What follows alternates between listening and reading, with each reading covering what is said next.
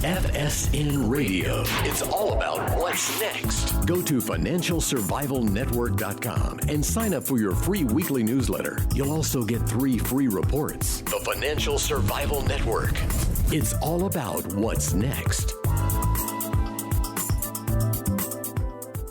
This episode of the Financial Survival Network is brought to you in part by Sandstorm Gold Royalties. Sandstorm Gold Royalties is a different kind of gold company. They purchase royalties on select mining operations and receive a percentage of the revenue in return. Sandstorm now has a portfolio of over 185 gold royalties around the world. See how gold royalties differ from other gold mining investments at sandstormgold.com. That's sandstormgold.com. Sandstorm Gold Royalties trades on the TSX as SSL and on the New York Stock Exchange American as SAND. Welcome, and you are listening to the Financial Survival Network. I'm Kerry Lutz. It's 11/20/18. Well, more trouble for autos, more trouble for the economy, GE turning to junk almost before our very eyes, but we've known it's been junk since the crash of '08, and yet we like to deceive ourselves and think everything is fine, but everything is not. Hey, with us now is Gordon T. Long, but before that, just remember, if you want to participate and be a part of the show, email us, kl@kerrylutz.com. Gordon, welcome back. Thank you for having me, Kerry. Always enjoy our conversations. Hey, so we heading for a recession? What's going on here? No, the question is, are we in one? No, I'm being all negative, but yeah, without question on that. I think the bigger question is it going to be global, and how soon does it arrive? And all of our analysis, Kerry, says it's being pulled forward at a faster rate than we thought. I would have argued it was late 2019. Possibly early 2020, but and it's being brought up. And the proof in that, we do a lot of work, as you well know, in the credit arena. You mentioned autos. That's where we get it. We go through from the autos and look at what's happening with their whole credit structures, and what will happen. With sales, et cetera. But looking at the credit, we've seen this, and it turned out with GE you mentioned, when GE has really been a catalyst of an industry that's already in trouble. By credit, I'm talking about all of the high yield junk market and even the investment grade down at the BBB level, who've been a place to make money for quite some time because they just weren't rolling over. But when energy started to go south, and these are the big users, the energy sector of high yield debt, leveraged loans, et cetera, we really started to see it crack. And then when GE broke it and was downgraded, and there's more of that to come. And, Kerry, it all feeds off something I think we've talked about before, the magnitude of zombie corporations that are out there that are living on debt. And as these interest rates have steadily moved up, and specifically LIBOR, it is just crippling. And there's so many companies on the verge. I mean, the amount of leveraged loans that outstanding. I mean, even the IMF, of all people, are warning about leveraged loans. Covlight, PICS, all of these things that we've had. It reminds me of 2008, where it was all about residential housing, but it was collateralized debt obligations, CDOs, and that they were supported by credit default swaps. Well, now it's not CDOs, it's CLOs, collateralized loan obligations. We just changed the initials, but they're not it's not the consumer, it's the corporations themselves. That, to me, the big short that's coming is in these corporations. It's a serious issue. It's not imminent, but you're seeing the cracks down at the high yield. Didn't mean to get long-winded, Kerry, but you're on a critically important subject. So what about the tax cut? It was supposed to fix everything. What's been the effect of it? I'm a big believer in tax cuts, but when you cut the taxes, you have to cut expenses somewhere else to offset it. We just borrowed the money. So effectively what it has created for us is just a sugar high. That's what we're running on, and we're running out of time unless we have another tax cut. because we just didn't reduce our expenses. We've just increased everything. And, the good news is we got a real good shot in the GDP on the surface, but it's not I don't believe it's sustainable at all. And by the way, the United States, it's a global economy around the world now. It's a global economy that's slowing up. And it's only a matter of time before we feel it. We're actually the best economy in the world right now. Yeah. What about the political situation? Is that adding to this, or is it? Well, I spent a lot of time talking to the international group, and they can't make head or tails out of America. We're losing tremendous credibility as a country because of our policies and at least the perception of Washington. And our and being aggressive, being very aggressive. I'm a big supporter of fair trade, and many of the policies that Trump's pushing in, I think, are absolutely sound for business. But the wave of subpoenas and gridlock that we're going to see in my assessment next year and a half is going to astound everybody. And I think investors are seeing that and are worried about it. And they're seeing the crimp being put down, and therefore the U.S. economy being really pulled in, if you would. The deregulations that Trump's been doing, cutting 7 for every 1. That's all going to reverse. Actually, it's not going to reverse in the next year or two because for the simple reason that he's still president, he's in charge of the executive, and they'll keep cutting. What's going to happen in 2020 after that is anybody's guess. But for now, the regulations are going to continue to be cut. And, as far as stalemate subpoenas, I think a lot of that's overblown. Well, we don't even know who's going to be the Speaker of the House yet, do we? No, we don't. Exactly. No, I do agree there. There's a little bit. My point is that where I'm coming from is there's a perception out there that's troubling a lot of investors. Yeah, well, that'll probably pass. That will come to pass in January. Everyone always comes in there all gung ho to do their thing, with the exception of Trump. Nobody's ever done it. I think the country lost a lot of credibility and a lot of prestige overseas from our last administration, and it's a process that's been ongoing for a generation since Reagan. Really, the country's kind of been on a downward slope. Yeah, around the world, business people do not see Trump negatively. They see Washington negatively, and there's a difference there. Very true. And in the country here, and they see what we're doing as all positive in terms of economic growth and being a real engine of growth. So the policies are sound. And the first president we've seen since at least Ronald Reagan, and even him, I don't think we saw as much of actually following through on what they said they would do and trying to run the country like a business. Yeah. And results matter. But it seems at the midterm that people didn't vote for results. They voted for personality and culture or something. There was a lot of fraud going on there, Gordon, a lot of fraud in that election. So it's always the same place. Yeah. My wife says, "What's going on in this Broward County?" She says. That's right down the road from me. And, the woman was totally corrupt and totally incompetent, which is always a dangerous combination. You could have incompetence or you could have corrupt. But when the two are there together, forget about it. And you know what? Hey, she just handed in her resignation like that's going to make a difference. Broward County is a laughing stock, So it will be interesting to see where we go from here. But certainly we're due for a recession, aren't we? Without question on the surface, Kerry, but never, ever underestimate what governments and politicians will do. And you can count on them to spend more money. The moment they even smell that things are slowing down, and they do, and the Fed knows this right now, things will reverse, and they will spend the money, and suddenly we'll be cranking back the interest rates. We won't call it quantitative easing, as we thought it'll be QE for the people or something like this. Yeah. And we will be pushing out more money, and we'll turn around. I think there's quite a bit more left in the stock market, by the way, as negative as I might sound here on the surface. And last time I was on with you, we were talking about, if you recall, shrinking pools, stock pools that were going on, the size of the numbers of listings that are out there, the size of pools, restrictive stocks, et cetera.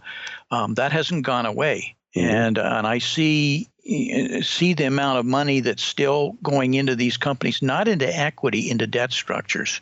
And where I'm going on this is specifically private equity money. There's a massive debt for equity swap going on here in the market, and that is, the equity markets have basically become extraction. It's money coming out in terms of buybacks, dividends, being leveraged buyouts. It's money being returned and pulled out of the equity. The money going in is going into debt, which is funding this, and it's the holders of the debt instruments now. In many ways, Kerry, are the new owners. I know the equity owners own the company, but really it's the guys who have been lending the money, and they're coming in huge terms, and it's private equity money. That's why you're not seeing IPOs anymore. Markets are not about raising capital anymore. They're a different transmission mechanism. And so, you got these private equity companies. We got the top four have $1 trillion. The industry's got $10 trillion.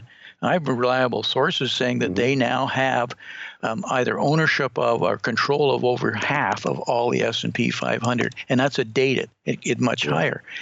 And if you've ever sat in a boardroom session, you'll really understand it isn't the number of equity holders that are there; it's the debt holders who have the biggest say in the meeting, because it's more immediate. And the reason I say this debt for equity, the big money. The CEOs and boards are shorter term, this quarter, next quarter, et cetera. So the ideas drive the stocks up.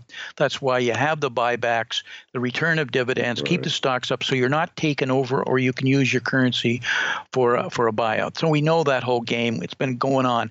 The smarter money is the money it's coming in and supplying them the debt. And as you know, when a company gets into troubles, no matter what, even if it's not making any money, the debt holders are always paid. They get their 6 or 8% or whatever every month. And when the company finally goes under, if it goes under, they're the ones that get the buildings, the chairs, et cetera. I'm not assuming they're going under. So the smart money sees a major recession coming. They see the end of the super cycle coming, and that they believe that the money to hold is to be the holders of the debt in a guarded manner. I got to be really, really careful here. You've got to make sure that you've got enough true collateral and earning power. Effectively, Kerry, what they're using the corporations as addicted drug users, and they're selling them the drugs, and the drugs being the debt. And then what happens is the guys are addicted. They start selling drugs themselves. And so the money is in the pusher, and the pusher here is being the users of the debt. They effectively are going to own the companies. And for those that can remember the Great Depression, guess what? Everybody lost their farms, et cetera. Who in bad times? Who was it? It was the bad guys. Were the banks, right? And everybody hated the banks, and et cetera. This time, it's not the banks per se that are lending the money, though, through leveraged loans and CDOs. It's these large private equity and institutions, and to some degree, insurance companies and pensions. I don't know if I made sense there, Kerry. But it makes a lot of sense. There'll be books written about this, the degree that this is going on, and the proof is in just look at the growth of true zombie corporations. And it's not a U.S. phenomenon. It's around the world. And you and I had discussions on the magnitude of this in China. That's a different story, but the zombies are there in even a bigger manner. For sure. And by the way, just on that, just let me finish up with the China, with these companies now daisy chaining their debt and share pledging, and the amount of money that they have now lent that's U.S. dollar denominated. And with the dollar strengthening and the yuan being pulled down, and I think there's a major devaluation coming there. Think of how many there's $750 billion of U.S. denominated debt that's going to be hard hit into this daisy chaining of debt in these Chinese corporations. So I mean, to be negative here, but to your listeners, the thing to watch right now is the credit markets. and where there's credit, but it's not the equities. The equities, I think there's still more left there. You think? Yeah, I do. Really? Yeah, I do. So we're just at the beginning of this whole thing, aren't we? Yeah, we actually are. I think there's maybe overstating it, there's a good chance of a Minsky melt-up because, Kerry, we have $82 trillion worth of unfunded liabilities in the United States alone, $400 trillion worth of pensions around the world, vast majority are underfunded. Right. Now, we can't finance $21 trillion thereabouts in deficit right now with interest rates going up. What are we going to do? We're not going to walk from Social Security and Medicare. Oh, there'll be restrictions and means testing. But we've got trillions and trillions of dollars. The only way you're going to do that is you're going to have to print the money. You're going to have to guarantee because you can't have pension plans collapsing in terms of equity prices going down. So we're going to see new forms, in my mind, of guarantees, and even buying like Japan's doing, like Swiss central banks are doing, our central banks buying equities to support the whole infrastructure. It's financial repression, we're in financial repression in our early stages. And if you believe that, or if you believe there's some semblance of that, it really helps you with an investment strategy going forward. So because I think the central banks are completely trapped. So I don't think they have any choice. What's the strategy going ahead, Gordon? What do you do? How do you protect yourself against this nonsense? Well, one of the things, I think the equities will continue to go up, but that they're going to come in and drive down buy the bonds back, et cetera. So that interest rates will be attempted to be brought back at least initially and aggressively. And you're on a 30-year bond at, let's say you get 3.5% right now, and you take it down to 1%. 2.5% on 30 years. You're talking 70% capital gains in a tough market. Mm-hmm. Because, it's that reverse mortgage out over 30 years. So there's a lot of things to do that people aren't preparing for. We have to be cautious because the debt is going to destroy the dollar at some point. Mm-hmm. But we're a little ways from that over the next year. We'll have many conversations, I'm sure, before that happens. Yeah. But the equity market is extremely risky, though. I think that when they start to signal that they're going to have to back off, hold on, we got another lift, because there's a potential Minsky melt-up forced into this system. Yeah, so you're thinking... I may be overstating it, but... Yeah, Minsky melt-up, well, the debt's got to go somewhere, right? Well, the money will be printed. It will be created. And that money will end up in the markets in some way, especially if the markets are guaranteed with new facilities. Mm-hmm. And that's what this Federal Reserve is going to be forced into having to do.